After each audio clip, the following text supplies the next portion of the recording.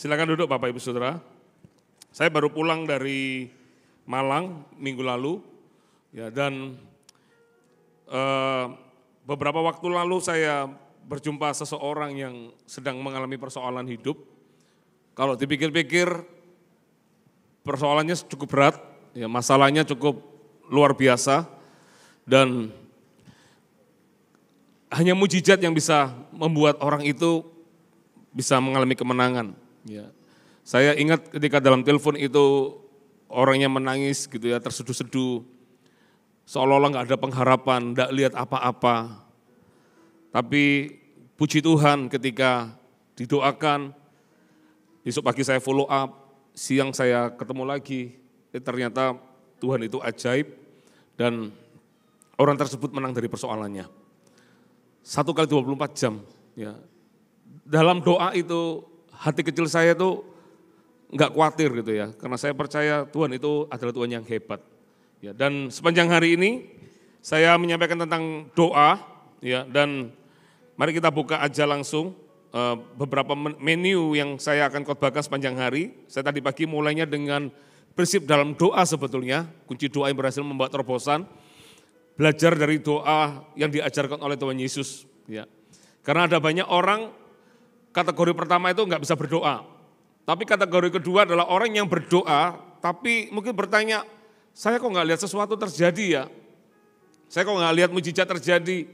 Ya, tadi pagi saya ajarkan prinsip-prinsipnya, apa yang membuat doa kita tuh bisa dijawab oleh Tuhan. Yang membuat pintu surga itu terbuka untuk kita. Dan di ibadah tadi siang saya bicara tentang iman pistis, imannya seorang perempuan Kanaan yang luar biasa, orang di luar non-Yahudi, seharusnya nggak ada rencana Tuhan untuk menjawab doa buat orang non-Yahudi. Tapi ketika dia punya iman gigih di dalam Tuhan, Tuhan buat perbedaan. Yang sakit dari anaknya mengalami kesembuhan. Ya, tadi saya ngomong kita nggak boleh kalah imannya sama iman perempuan Kanaan ini. Dan sore ini saya bicara tentang terobosan doa, dan nanti malam itu saya akan khotbahkan dari menang atas kekhawatiran. Ya, karena banyak orang yang membuat dia nggak bisa mengalami Tuhan, nggak bisa doanya terjawab itu karena kekhawatiran. Elia itu, Yakobus katakan Elia adalah manusia biasa. Ketika dia berkata hujan tidak turun 3,5 tahun, hujan tidak turun 3,5 tahun. Orang ini powerful, nanti saya jelaskan di ibadah sore ini. Tapi ketika dia dapat teror dari Isabel, langsung lumpuh hidupnya. Dari orang yang terasa sama Tuhan dengan luar biasa, tiba-tiba dengan teror sederhana membuat dia khawatir dan ujungnya dia ingin mati. Ya, tapi untung Tuhan itu enggak dengarkan permintaannya dia. Tuhan itu selalu punya rancangan yang terbaik buat anak-anaknya. Ya, makanya hati-hati dengan kekhawatiran. Nanti malam saya akan kupas itu. Jadi kalau Anda enggak kemana-mana, Anda bisa dengarkan khotbah yang nanti malam. Ya, tinggal nanti malam aja. Kalau mau dimundur ke belakang, Anda dengarkan dari YouTube. Ya, oke, langsung aja. Kita buka di dalam Yeremia 29 ayat 11 sampai ayat 14. Yeremia 29 ayat 11 sampai ayat 14 dikatakan, sebab aku ini mengetahui rancangan-rancangan apa yang ada padaku mengenai kamu. Demikianlah firman Tuhan, yaitu rancangan damai sejahtera dan bukan rancangan kecelakaan, untuk memberikan kepadamu hari depan yang penuh harapan. Kata pertama, kita harus diingatkan bahwa kita punya Tuhan itu Bapa yang baik. Rancangannya adalah rancangan yang baik. Tapi namanya hidup di dalam dunia ini, ada yang namanya ujian dan pencobaan. Ya. Makanya Tuhan kasih kita sebuah senjata yang ampuh, yaitu doa, katakan doa. Doa itu luar biasa loh, karena doa matahari pernah berhenti di muka bumi ini di zaman Yosua. Karena doa, apa yang Anda ingat? Harusnya Sodom itu nggak dimusnahkan.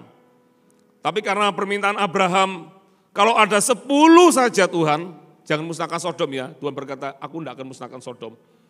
Tapi rupanya di Sodom nggak ada 1 orang pun, hanya 4 orang. Itu pun aja bukan asli Sodom, dia masuk ke Sodom karena dia harus berpisah dengan pamannya namanya Abraham.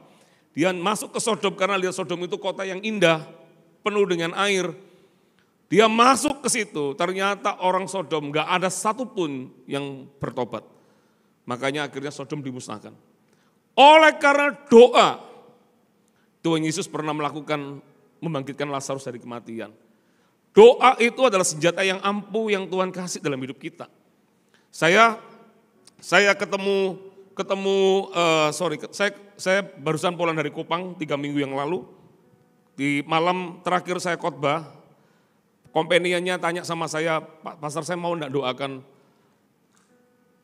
papanya jemaat yang sakit, lagi di ICU. Sorry, bukan di ICU, lagi di rumah sakit dan tidak sadar, usianya 88 tahun. Ketika mereka berharap sama dokter, dokter berkata, ini papamu sudah bonusnya banyak. Ya. Terus gimana dok? Ya bonusnya banyak. Anak-anaknya enggak terima karena anak-anaknya pingin papanya sembuh kembali. Anak-anaknya berkata, enggak bisa dok, aku mau papaku sembuh. Tapi dokternya berkata, papamu umurnya sudah banyak, sudahlah merelakan. Singkat cerita, saya datang ke rumah sakit itu 3 minggu yang lalu di Siloam. Dan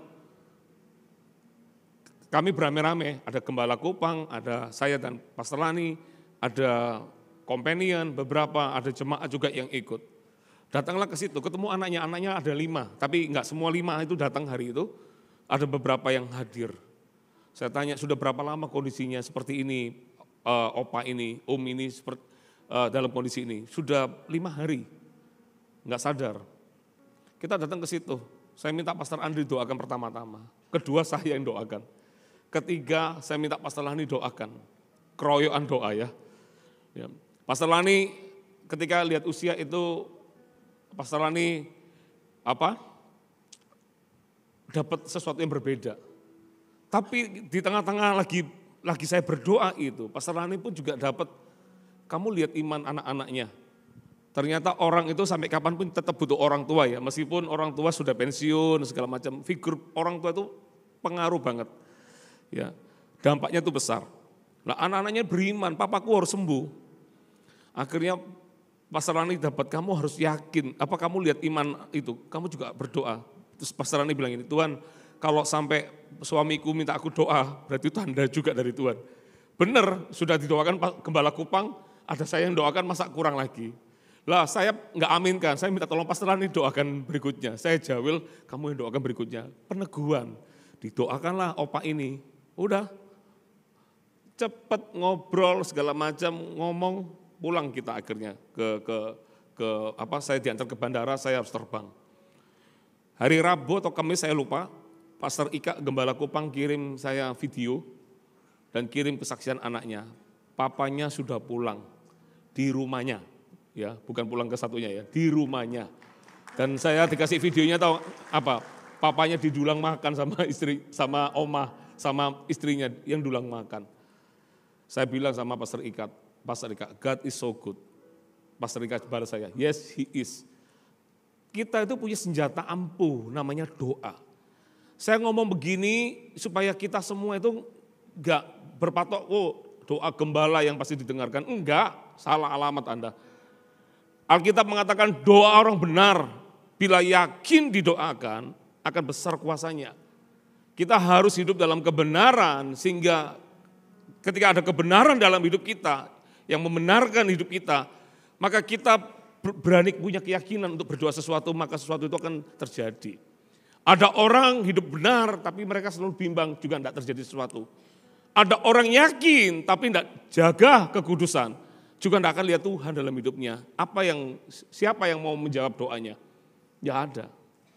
Coba perhatikan ya, di ayat ini dikatakan, dan apabila kamu berseru dan datang untuk berdoa kepadaku, maka aku akan mendengarkan kamu. Dari rancangan yang baik itu, Tuhan kasih sebuah senjata buat kita. Dan apabila kamu berseru dan datang untuk berdoa kepadaku, maka aku akan mendengarkan kamu. Apabila kamu mencari aku, kamu akan menemukan aku. Apabila kamu menanyakan aku dengan segenap hati, aku akan memberikan kamu menemukan aku. Demikianlah firman Tuhan. Dan aku akan memulihkan keadaanmu dan akan mengumpulkan kamu dari antara segala bangsa dan dari segala tempat kemana kamu telah kucerai-beraikan, demikianlah firman Tuhan, dan aku akan mengembalikan kamu ke tempat yang dari mana aku telah membuang kamu. Kalau kamu berseru kepadaku, aku mendengarkanmu. Saudara, kalau Anda cerita tentang persoalan kepada seorang yang berkuasa, besar kemungkinan persoalanmu pasti akan beres. Itu kepada orang yang berkuasa. Tapi kalau Anda bercerita kepada yang punya kuasa segala sesuatu di muka bumi ini, maka apa yang kita perlu takutkan dalam hidup ini? Halo? Ketika murid Yohanes disuruh Yohanes tanya sama Tuhan Yesus, apakah dia yang betul-betul kita nantikan atau yang lain? Yohanes dalam penjara, dalam tekanan hidup, dia mulai ragu. Bahasa Ibraninya sanksi, what is sanksi? Bahasa Jawa ya. Dia mulai bimbang, ini Yesus ini Tuhan yang kita nantikan atau bukan? Padahal dia yang berkata, buka kasutnya pun aja nggak layak. Tapi ketika dalam tekanan hidup, dia bertanya sama murid-muridnya, kamu tanya sama Yesus, apakah dia ataukah yang lain yang kita perlu nantikan? Tuhan tidak balas ngomong iya dan tidak. Tapi yang Yesus katakan, kasih tahu kepada Yohanes, kepada orang miskin diberitakan kabar baik. Kepada orang lumpuh berjalan. Dia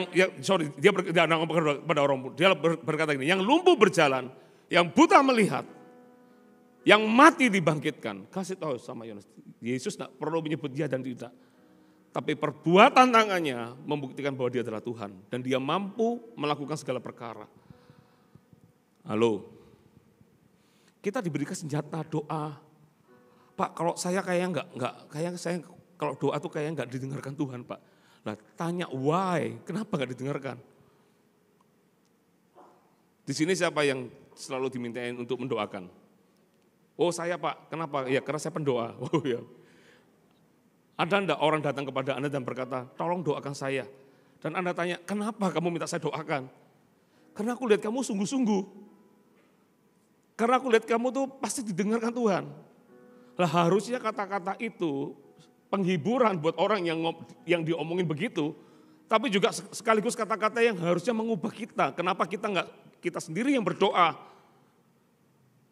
Padahal firman Tuhan katakan kalau kamu berseru kepadaku, aku mendengarkanmu. Dan apalagi tadi kata-katanya, kalau kamu mencari aku, kamu akan menemukan aku. Orang yang mencari dia akan mendapat. Orang yang mengetuk pintu-pintu dibukakan baginya. Kalau kita datang kepada Tuhan, Tuhan sudah kasih privilege buat kita untuk kita bisa meminta kepadanya. Karena doa itulah yang membuat antara surga dan bumi itu serasa lebih dekat. Saya ingat seorang hamba Tuhan, ya, dia pernah melihat dalam sebuah penglihatan, dia lihat di surga itu ada gudang katanya. Ya, ini penglihatan ya, semua itu butuh diuji. Tapi dia di gudang itu kelihatan ada kaki, ada tangan, ada jantung, ada segala macam organ tubuh manusia. Dia tanya sama Tuhan, Tuhan ini apa maksudnya? Terus jawaban dari surga berkata, itu milik orang percaya di bumi. Karena apa yang mereka ikat di bumi akan terikat di surga. Apa yang mereka lepaskan di bumi akan terlepas di surga. Makanya gak heran ada orang-orang ketika kita berdoa, ada mujizat-mujizat yang dinyatakan. Kita belum melihat kaki tumbuh, saudara. Mungkin kaki lumpuh berjalan, saya sudah pernah melihatnya beberapa kali. Saya pernah lihat orang buta melihat, saya sudah pernah lihat dari kacamata saya sendiri, melihat anak umur 10 tahun kena gunting masuk ke mata, dioperasi dokter bilang nggak bisa melihat. Saya pernah melihat dengan mata kepala sendiri, anak itu bisa melihat pada akhirnya di Sidoarjo. Saya belum melihat kaki bertumbuh itu tumbuh, mungkin kalau kaki tumbuh memanjang sama panjang, Pastor Fuji sering mendoakan orang untuk kakinya bisa sama tumbuh. Tapi kita belum melihat kaki itu betul-betul tumbuh, jari-jarinya yang harusnya nggak ada, itu kita belum lihat. Smith Wigglesworth pernah melakukannya. Dia suruh orang, kamu pergi ke toko sepatu, seorang full timer di gereja gitu. Kamu pergi beli sepatu, lah orang itu kok ya nurut ya. Makanya iman itu butuh ketaatan. Nanti saya akan tunjukin apa yang membuat doa kita bisa mengalami terobosan. Salah satunya adalah ketaatan. Tahu itu orang, kamu pergi ke toko sepatu, beli sepatu, kasih uang untuk beli sepatu. Dia pergi ke toko sepatu itu. Lah, di toko sepatu, dia bilang, saya mau beli sepatu. Orangnya nggak tanya ukurannya, dibawakan sepatunya. Memang kalau memang Tuhan yang bekerja itu, Tuhan semua sudah jagai. Karena dia nggak tahu ukurannya berapa. Kakinya nggak ada saudara, buntung kakinya. Anda tahu saat dibawakan sepatu baru itu, ketika dia masukkan kakinya dimasukkan ke sepatu itu, disitulah mujizat terjadi, kakinya tumbuh saudara. Jari-jarinya itu mulai tumbuh. Itu terjadi di zamannya Smith Wigglesworth. Seorang tukang pipa yang dipakai Tuhan dengan luar biasa. Itu seharusnya milik kita, apa yang kita ikat di bumi akan terikat di surga. Apa yang kita lepaskan di bumi akan terlepas di surga. Tapi pertanyaannya, why itu enggak terjadi di hidup kita? Kenapa itu enggak terjadi di hidup kita? Macam-macam. Makanya hari ini saya ngomong tentang doa berseri sebetulnya. Anda dengarkan yang pagi sampai nanti malam supaya dapat komplit. Ya. Mungkin karena kurang percaya, enggak jaga hidup. Padahal doa itu ampuh saudara. Doa itu ampuh. Ya. Tuhan Yesus pun berdoa buat para murid-muridnya. Dia pun juga berdoa kepada Bapa. Menunjukkan bahwa dalam doa kita sesuatu yang luar biasa pasti akan terjadi. Katakan amin. Ada 4 poin yang saya ingin bagi. Bagaimana terobosan doa terjadi dalam hidup kita. Yang pertama, Anda bisa catat atau foto aja boleh. Terobosan doa dimulai dari hubungan yang intim dengan Tuhan. Ya, saya ulangi lagi. Terobosan doa dimulai dari hubungan yang intim dengan Tuhan. Yohanes 15 ayat 7 saya bacakan. Jikalau kamu tinggal di dalam aku dan firmanku tinggal di dalam kamu, mintalah apa saja yang kamu kehendaki dan kamu akan menerimanya. Kalau kita punya hubungan yang dekat dengan Tuhan, maka permintaan kita itu pasti akan didengarkan. Tadi pagi saya ceritain, Tuhan Yesus sendiri yang berkata, kalau kamu doa tuh jangan bertele-tele. Ya, jangan panjang. Orang kalau doanya sampai bertele-tele tahu apa bertele-tele? Apa bertele-tele? Diulang-ulang, ngomong yang sama diulang-ulang. Sebetulnya kalau ditanya, kenapa kamu mengulang-ulang itu? Karena dia nggak yakin dijawab oleh Tuhan. Makanya doanya diulang-ulang. Sama kayak anak yang nggak dekat sama papanya, mungkin minta sesuatu, dia akan berkata, Pak, sungguhan lo beliin, Pak. Pak, sungguhan lo beliin, Pak, sungguhan lo beliin. Pak, sungguhan lo beliin. Diulang-ulang, kenapa sebetulnya? Karena dia nggak yakin papanya akan belikan dia. Kalau dia punya hubungan yang dekat dengan papanya, nggak perlu dia minta pun, papa tuh ngerti kok. Saya kalau punya anak ngeliatin spaghetti, satu titik itu dia liatin itu terus, pasti akan bertanya saya, kamu mau spaghetti itu? Tanpa dia ngomong, karena saya tahu matanya ada terus di situ. Orang kalau dekat, pasti kita yakin kita akan menerima sesuatu sama Tuhan. Saya tulis di sini. Terobosan doa seringkali muncul dari orang yang tinggal di hadiratnya. Bukan hanya datang ketika ada kebutuhan. Abraham salah satu contoh yang baik. Dia itu dekat sama bapaknya, sama Tuhan itu dia dekat. Ini orang luar biasa menurut saya. Terhadap janji Allah, kata kitab Roma, ia tidak bimbang. Meskipun dia lihat istrinya menepos, dia sendiri sebetulnya sudah lanjut umurnya. Tapi untuk Tuhan, dia nggak bimbang. Dia yakin. Kenapa? Karena dia trust sama bapaknya, dia percaya sama Tuhan. Ini orang luar biasa. Makanya tadi saya katakan dia berdoa minta Sodom nggak dimusnahkan. Bisa nego loh sama Tuhan itu. Bergin istilahnya. Tuhan sekiranya ada 50 aja Tuhan. Jangan musnahkan Sodom ya. Tuhan berkata iya aku tidak akan musnahkan. Tuhan sekiranya ada 40 aja. Tuhan berkata iya aku tidak akan musnahkan. 30 iya aku tidak musnahkan. Bahkan dia berkata yang kali ini jangan marah ya Tuhan. Kalau 10 aja. Iya aku tidak akan ini. Bayangin untuk orang yang dekat. Ketika dia bergin.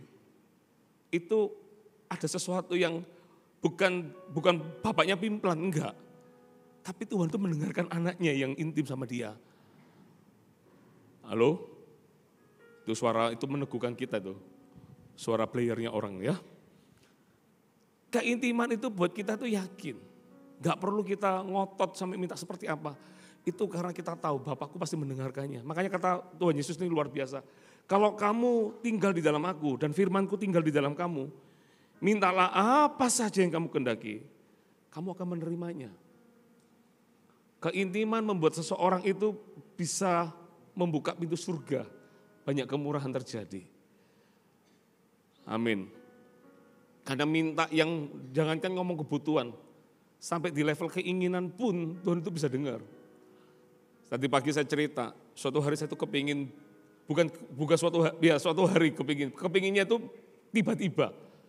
Hari itu saya kepingin makan durian. Apa susahnya beli durian sebetulnya? Saya kepingin durian,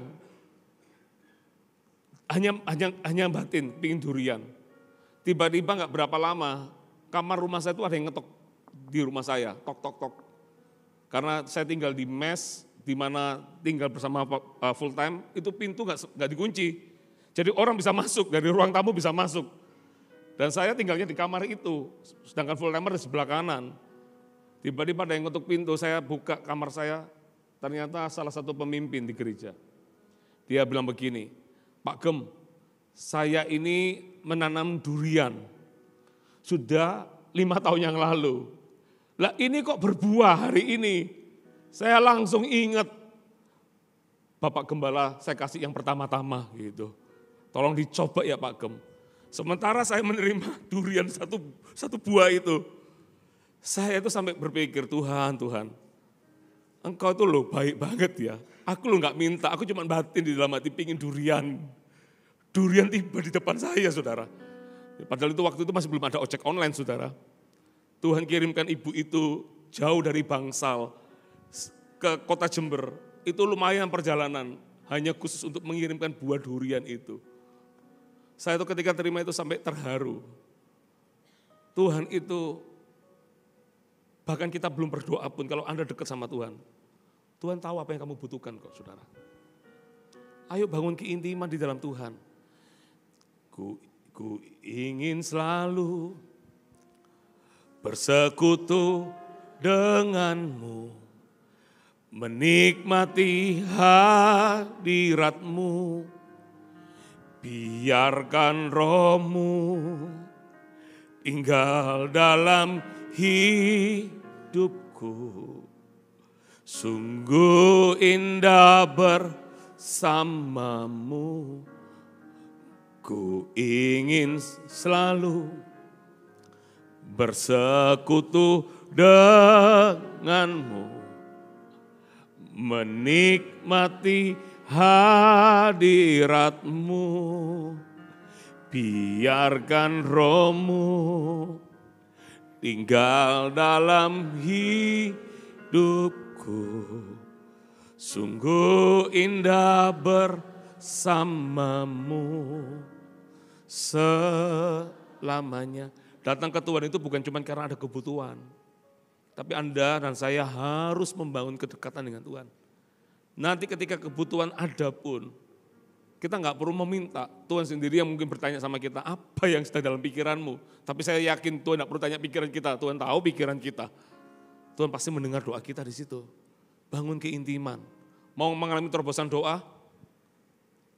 Loh, ini pertanyaan saudara. Mau mengalami terobosan doa?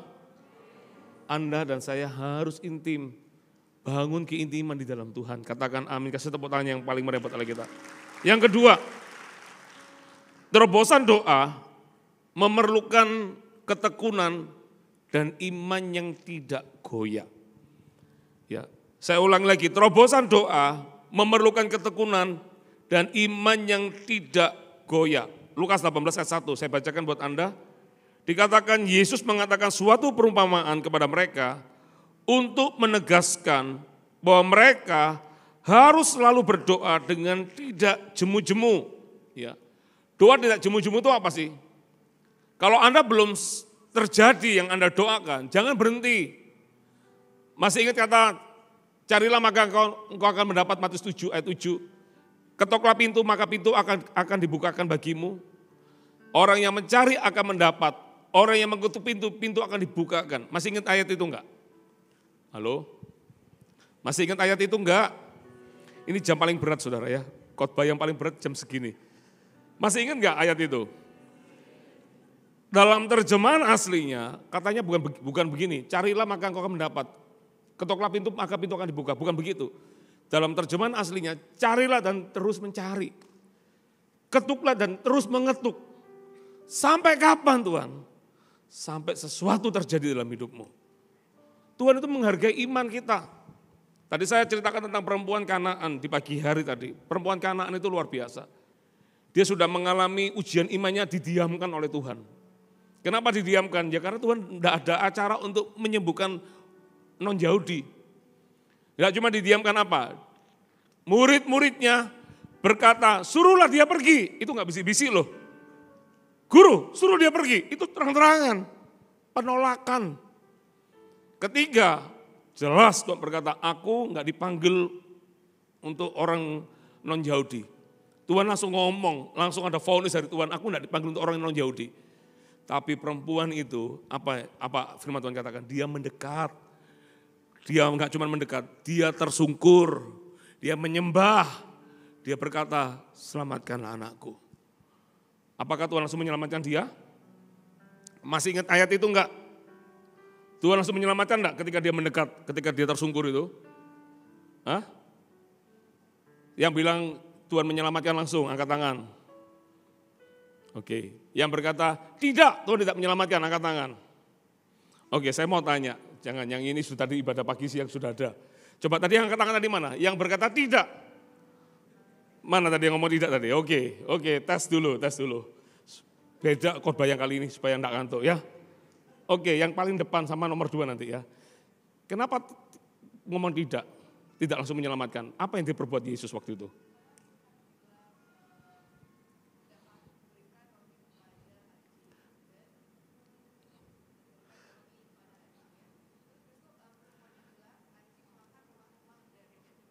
Bagus sih, good.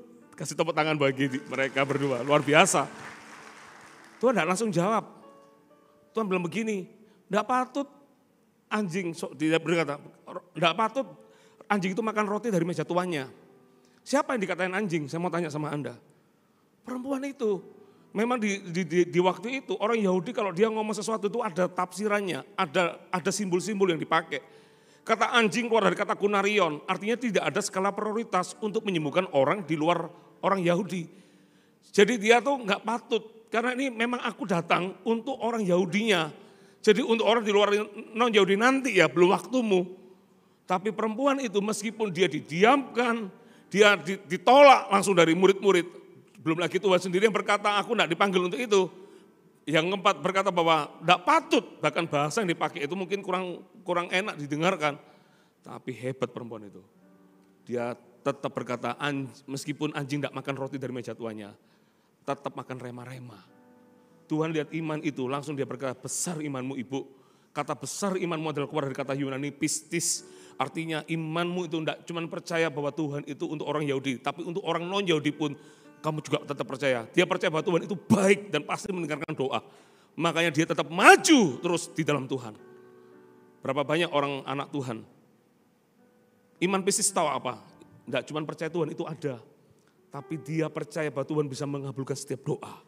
Itu iman pistis. Karena ada banyak orang tanya, Tuhan ada enggak? Oh aku percaya Tuhan itu ada. Bagaimana dengan pergumulanmu? Kalau kali ini kayaknya Tuhan tidak akan dengarkan doa saya. Ngapain Anda vonis diri Anda sendiri? Mengerti maksud saya, saudara? Iman percaya sama Tuhan itu tidak boleh cuma percaya Tuhan itu ada, tapi Tuhan juga bisa mendengar doa kita. Kalau Anda tidak percaya Tuhan bisa menjawab doamu, atau doanya dikelompokkan, kalau sakit pilek Tuhan pasti mendengar doa. Tapi kalau sakit cancer, kanker, tidak mungkin bisa. Ya kamu akan menjadi seperti apa yang kamu percayai. Abraham itu percaya kepada Tuhan yang membangkitkan orang mati. Baca di kitab Roma pasal 4 itu. Dia percaya bahwa Tuhan itu bisa melakukan apa yang tidak ada menjadi ada. Makanya terhadap janji Tuhan ini nggak pernah bimbang. Karena dia percaya Tuhan itu bisa melakukan segala perkara. Itu iman pistis saudara. Halo katakan amin. Siapa yang ingin doanya dijawab? Ngomong sama dirimu sendiri. Kamu harus doa yang tidak jemu-jemu. Imanmu harus gigih. Ya. Kita harus kokoh pendirian iman kita. Anda tahu saudara, yang dipakai dalam kitab Lukas ketika Tuhan berkata doamu jangan tidak jemu-jemu, terus Tuhan kasih sebuah ilustrasi di bawahnya tentang seorang janda yang minta dibela perkaranya di hakim yang tidak takut akan Tuhan. Makanya saya katakan kalau hakim dia tidak takut akan Tuhan, dia nggak punya empati pasti, orang ini pasti keras. Halo? Karena dia tidak takut akan Tuhan, tidak ada faedahnya dia untuk mau menolong orang ini. Kalau alasannya karena kemanusiaan, tidak mungkin dia nggak takut akan Tuhan. Dan yang minta dibela perkaranya adalah seorang janda. Janda identik dengan seseorang yang butuh pertolongan. Dia tidak punya kemampuan apapun untuk dia bisa membela dirinya. Tapi janda itu datang, minta sama hakim itu, tolong bela aku Pak Hakim. Pak Hakim itu berkata, ngapain bela kamu, apa untungnya? Ini kalau saya kasih bahasa gampangnya ya. Tapi janda itu ternyata dia maju tak gentar-gentar tak maju kan. Dia tetap di situ, belalah aku Pak Hakim. Enggak ditolong, besok lagi datang lagi, belalah aku Pak Hakim. Enggak ditolong, besok lagi datang lagi, belalah aku Pak Hakim. Hakim itu berkata, meskipun aku enggak takut akan Tuhan, tapi karena janda ini menyusahkan aku akan menolong dia. Dan Tuhan berkata gini, kalau hakim yang jahat aja tahu memberi yang baik buat janda itu, apalagi Bapamu yang di sorga. Kadang kita itu punya iman itu fragile. Ngalami penolakan sedikit, nggak dijawab, langsung kita berkata, wes nggak Tuhan-Tuhanan. Mana Tuhan itu? Tanya lagi mana Tuhannya. Sometimes dalam hidup kita, Anda harus fight, berjuang. Sampai sesuatu itu terjadi dalam hidupmu. Makanya ada kata push, pray until something happen. Berdoa sampai sesuatu itu terjadi di hidup kita. Pray. Selama itu tidak bertentangan dengan firman, doalah untuk itu saudara. Amin. Mau lihat terobosan terjadi?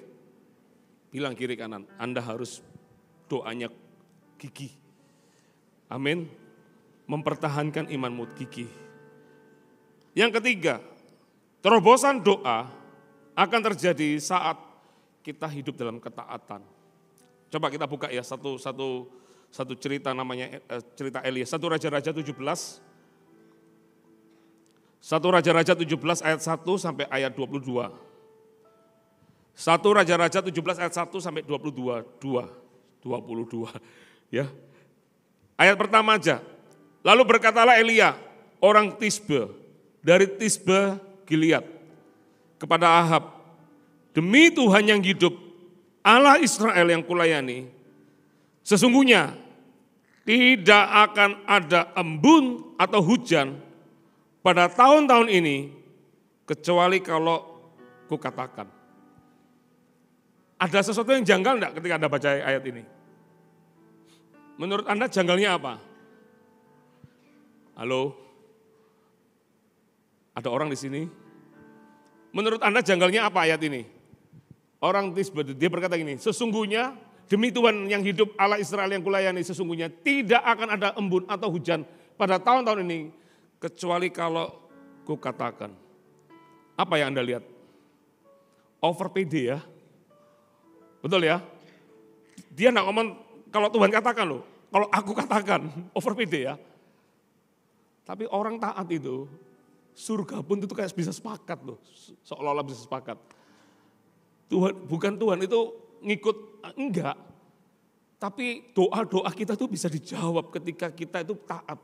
Kalau Anda tanya rahasianya apa yang membuat Elia, dan ini terjadi 3,5 tahun. Pulau Bali nggak pernah ngalami 3,5 tahun enggak hujan? Belum ya, belum pernah terjadi. Indonesia pernah? Waduh bisa kekeringan semuanya itu. Nanti kembali lagi orang antri air, nunggu air itu sampai pakai kaleng-kaleng. Di zaman tahun 80 itu dulu orang kan enggak semua orang punya pump di rumahnya. Jadi antrinya pakai kaleng. Ngikuti zaman itu? Berarti Anda orang tua, sama seperti saya. Karena anak zaman now nggak ada gitu. Dulu antri kaleng yang diantrikan sampai bisa dapat air. Air buat masak, air buat itu. Kalau air mandinya buat dari sumur, tapi kalau air pumpnya itu terbatas dulu. Anda bayangin 3 tahun nggak hujan, itu sesuatu, itu dunia kan heboh saudara. 3 tahun nggak hujan, heboh banget. Nah ini orang over PD, kalau aku nggak ngomong, nggak akan hujan. Berarti kalau dia nggak ngomong, bahaya dong. Dan dia tidak ngomong sampai 3,5 tahun, saudara. Makanya sampai Yakobus berkata, Elia itu manusia biasa, dia bukan dewa. Tapi ketika dia berkata sesuatu, surga itu mendengar. Sama ketika dia didatangi oleh tentara Ahab, 50 orang untuk menangkap Elia. Tentara perwiranya ngomong gini, hai abdi Allah, turun. Karena Elia ada di bukit. Elia ngomong apa? Kamu yang bilang aku abdi Allah. Kalau aku abdi Allah, biarkan api dari surga membakarmu. Terjadilah barbeque manusia pertama kali di dunia. 50 orang itu dengan perwiranya. Mati 51 orang itu. Mati. Terpanggang api dari surga, barbeque langsung brut. Gak terima Ahab, kirim lagi 50 orang lagi. Datang orang kedua dengan kata-kata yang sama. Hai abdi Allah, turun. Tahu Elia ngomong apa? Kamu yang bilang aku abdi Allah. Kalau aku abdi Allah, biarkan api dari surga membakarmu. Terjadi kejadian yang sama, diulang. Bukan dejavu, ini terjadi lagi. Gara-gara kata-kata yang sama, dia berkata, kalau aku abdi Allah, biar api dari surga membakarmu. Seolah-olah surga dan bumi itu jaraknya dekat. Hanya sebatas ketika dia mengucapkan apa, terjadi sesuatu. Saudara, saya mau kasih tahu, apa kebenarannya? Apa yang membuat Elia menjadi istimewa? Doa-doanya bisa dijawab oleh Tuhan. Coba kita lihat, 1 Raja-Raja 17. Ayat 2. Kemudian datanglah firman Tuhan kepadanya, pergilah dari sini, berjalanlah ke timur, dan bersembunyilah di tepi sungai Krit, di sebelah timur sungai Yordan. Engkau dapat minum dari sungai itu, dan burung-burung gagak telah kuperintahkan untuk memberi makan engkau di sana. Kalau air dari sungai Krit, make sense. Ya karena di zaman itu orang kalau cari minum ya dekat sungai aja, masih make sense. Tapi kata-kata berikutnya itu adalah, kamu akan kuberi makan dari burung gagak, itu enggak make sense sebetulnya. Karena burung gagak terkenal menjadi burung yang paling rakus di dunia. Pada akhirnya nanti Anda lihat, Tuhan pelihara Elia dari burung gagak. Burung gagak bawa roti dan bawa apa? Bawa daging. Saya pikir ternyata kalau ojek online sekarang ini ya, zaman itu sudah ada, canggih. Tuhan yang perintahkan, gak perlu order, gak perlu cari diskonan, potongan diskon.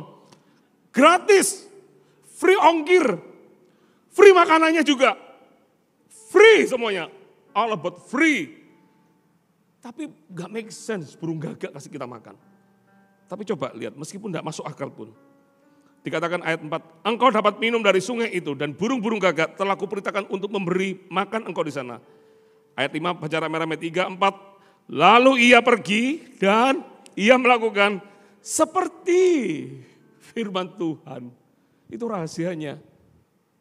Ketaatan akan membuka pintu surga itu terbuka buat hidup kita, saudara. Kadang kenapa kita doa kita enggak dijawab? Kadang mungkin karena kita enggak taat sebetulnya. Disuruh apa kita enggak lakukan. Lepaskan pengampunan, sorry Tuhan, nehi kusi-kusi. Kok enak dia dikasih pengampunan. Dia loh, buat aku begini, itu gara-gara dia. Kalau Anda lakukan itu, doamu enggak terjawab. Yang rugi adalah kamu sendiri sebetulnya. Sederhana kok mau dijawab doanya. Belajar taat sama Tuhan.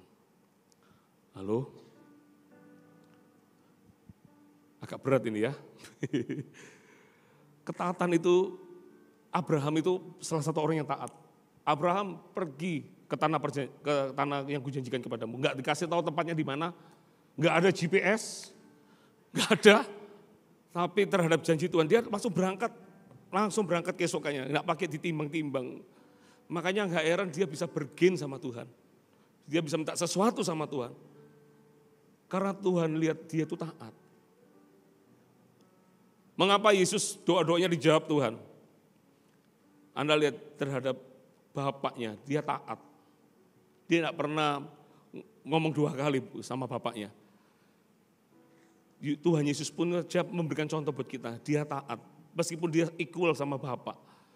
Tapi ketika bapak berkata, kamu harus menyerahkan nyawamu di dunia ini, mengutus dia di dunia ini. Dia rela datang ke dunia ini. Makanya dalam doa-doanya, Tuhan Yesus pernah berkata gini, di Lazarus ketika dibangkitkan, Bapak, aku tahu engkau akan selalu mendengarkan doa-doaku. Tapi untuk orang banyak ini, supaya mereka tahu bahwa aku dan Bapa adalah satu, dan aku datang ini karena engkau yang mengutusku, maka aku minta Lazarus itu dibangkitkan, dan Lazarus bangkit. Kenapa? Seolah-olah surga mendengarkan doa Yesus, meskipun dia memang adalah Tuhan ya. Tapi karena ada ketaatan di dalamnya juga kepada Bapa. Saudara, Anda mau lihat mujizat terjadi? Loh, nggak ada yang mau ini, Pak, saya maunya didoakan aja Pak. Kalau gitu-gitu agak berat Pak. Bayangin tadi pagi saya ketemu satu ibu-ibu. Pak, Pastor Sam tolong doakan sakit saya. Iya Ibu, saya doakan di situ. Begitu selesai, ketemu lagi ibu itu. Terus beliaunya berkata begini, Pak, tolong ingat nama saya ya. Disebutkan namanya, ini Pak namanya. Tolong ingatkan dalam setiap doa Bapak, ingat nama saya ya. Untung hanya satu ibu itu yang bilang begitu. Kalau 4.000 orang ini ngomong sama saya semua, Pak, tolong ingatkan doa saya, nama saya ya. Bayangin, 24 jam pun gak cukup buat saya dalam sehari untuk mengingat nama Anda. Saya ingat Pak Ming Tuhan, yang kenal bisa tahu, saya ingat ini Tuhan, saya ingat itu, segala macam. Habis doa saya. Kenapa enggak Anda sendiri yang taat dalam Tuhan dan Anda yang berdoa? Gak cuma minta didoakan, Anda yang berdoa sama Tuhan, karena itu senjatamu untuk lihat sesuatu terjadi. Amin. Dulu waktu saya menjadi gembala di Jember, zaman ketika sekolah ada tidak lulus dan lulus gitu ya, bisa naik, bisa nggak naik. Itu kalau waktu menjelang ujian, gereja kita jadi rame, anak muda datang semua. Pulang saya ditungguin, Ko doakan ya Ko, supaya aku bisa naik kelas. Dan ajaib setelah kenaikan kelas, tiba-tiba mereka hilang semua. Nanti tahun ajaran baru terulang lagi, datang lagi. Ko doakan ya, untung gembalanya masih mendoakan. Kalau gembalanya berkata nggak usah, doa sendiri, celaka Anda. Sekarang nggak ada itu karena semua orang pasti naik kelas kalau enggak kebangetan dia. Tapi kenapa enggak Anda yang berdoa sendiri minta sesuatu sama Tuhan? Sehingga sesuatu itu terjadi dalam hidup Anda. Amin. Yang terakhir, yang keempat. Saya waktunya habis ya. Saya nggak lihat waktunya soalnya. Oke, tinggal 52 menit lagi. Masih banyak ya. Enggak 52 detik saudara ya. Yang keempat, yang terakhir. Anda dapat sesuatu enggak? Yang keempat, terobosan doa tujuannya untuk membawa kemuliaan bagi Tuhan. Yohanes 14 ayat 13 katakan, dan apa juga yang kamu minta dalam namaku, aku akan melakukannya supaya Bapa dipermuliakan di dalam anak. Saya ulang lagi, dan apa juga yang kamu minta dalam namaku, aku akan melakukannya supaya Bapa dipermuliakan di dalam anak. Kalau tujuan dari doa-doa kita itu untuk kemuliaan nama Bapa, saudara, besar kemungkinan apa yang kita doakan itu terjadi. Ya. Bukan untuk kita. Saya nggak pernah, makanya ketika Tuhan Yesus terangkat ke surga dan Petrus ditinggal di muka bumi ini, dan ketika dia berdoa buat orang lumpuh diserang di Salomo, dia nggak ragu bahwa orang ini bisa berjalan.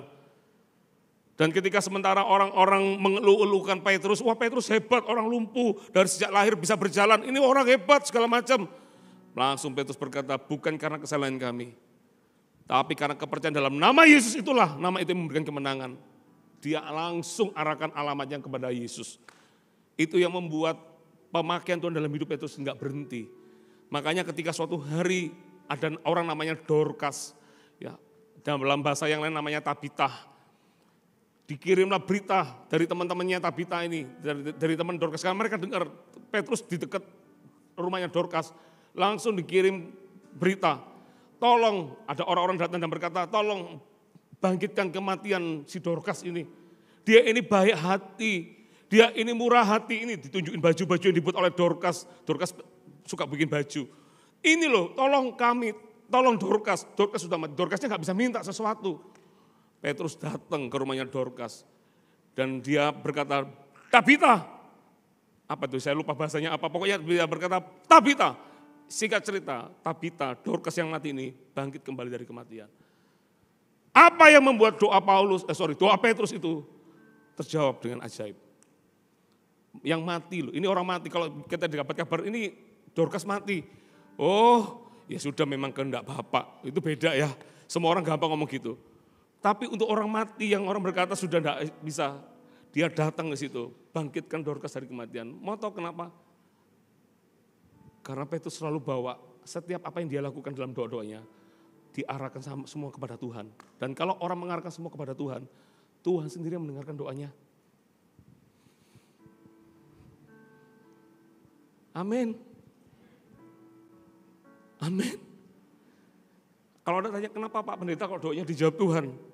Ya salah satu alasannya karena saya bawa itu untuk kemuliaan nama Tuhan. Dulu saya berdoa, Tuhan jangan kasih saya kesembuhan. Kalau dikasih kesembuhan, kalau saya tidak siap, kalau saya terhilang buat apa? Tapi sementara saya menjadi gembala bertahun-tahun, saya melihat ada orang-orang yang tidak percaya. Kalau tidak lihat kuasa, baru saya minta. Makanya salah satu ayat firman Tuhan yang saya pegang. Kerajaan Tuhan bukan bicara tentang kata-kata, tapi tentang kuasa. Urapi aku Tuhan untuk kemuliaan namamu. Urapi aku Tuhan untuk kemuliaan namamu.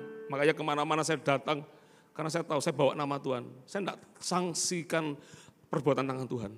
Bagi saya cuma tahu satu hal, aku bawa nama Tuhan, selebihnya Tuhan sendiri yang bekerja. Saya mau tutup dengan satu kesaksian. Suatu hari saya diminta doakan seseorang yang dia sakit kanker otak.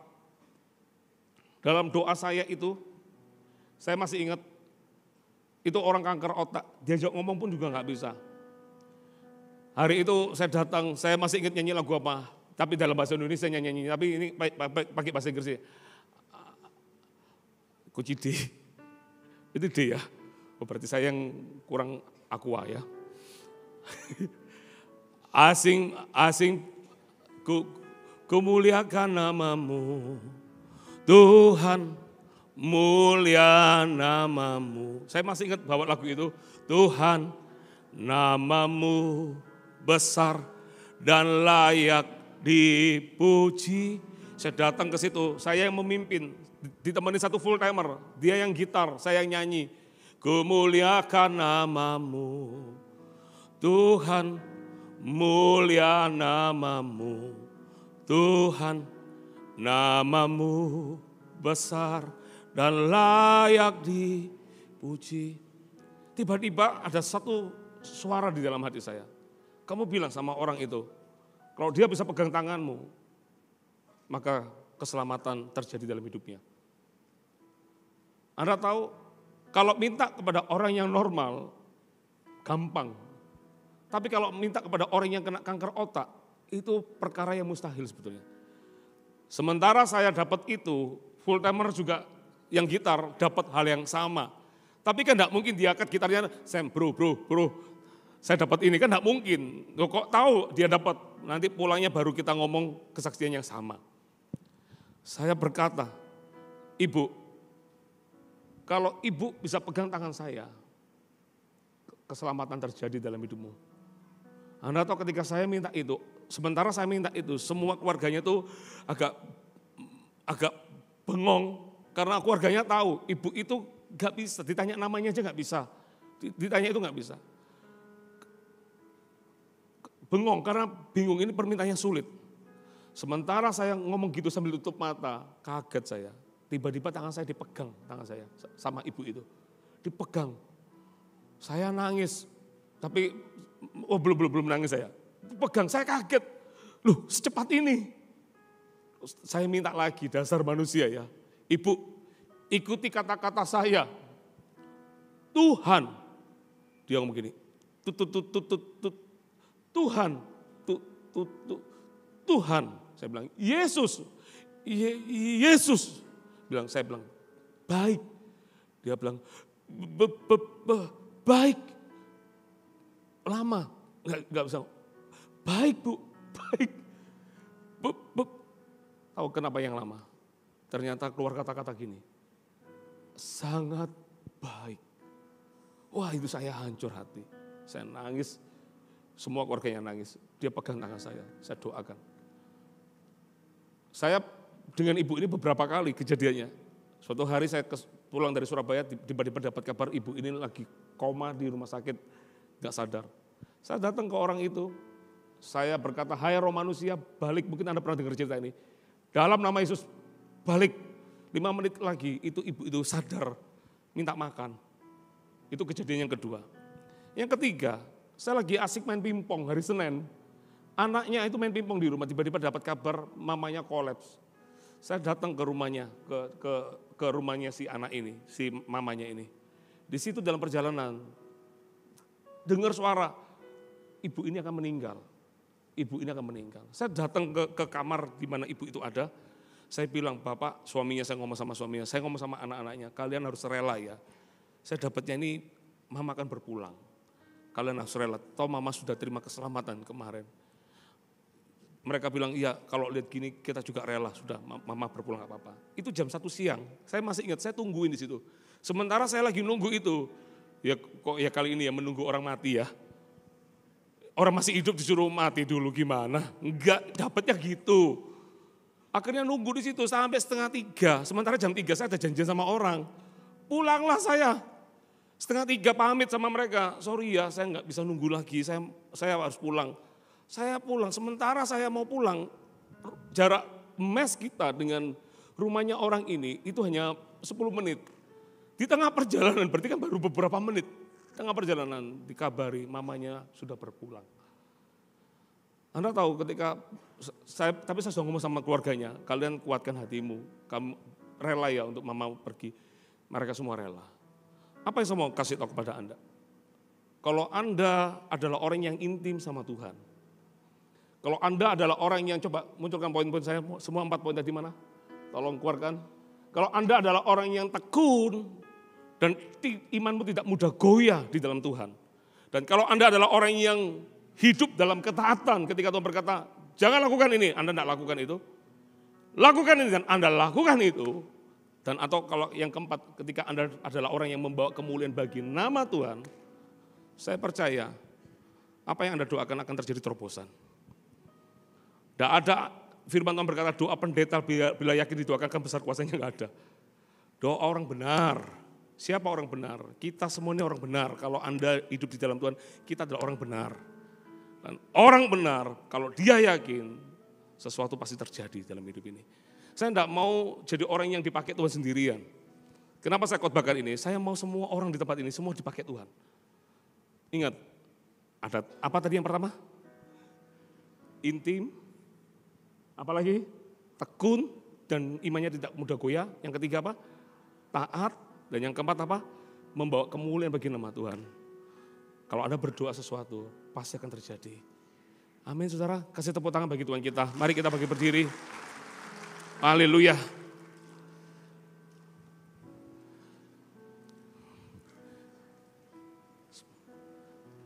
Kumuliakan aja.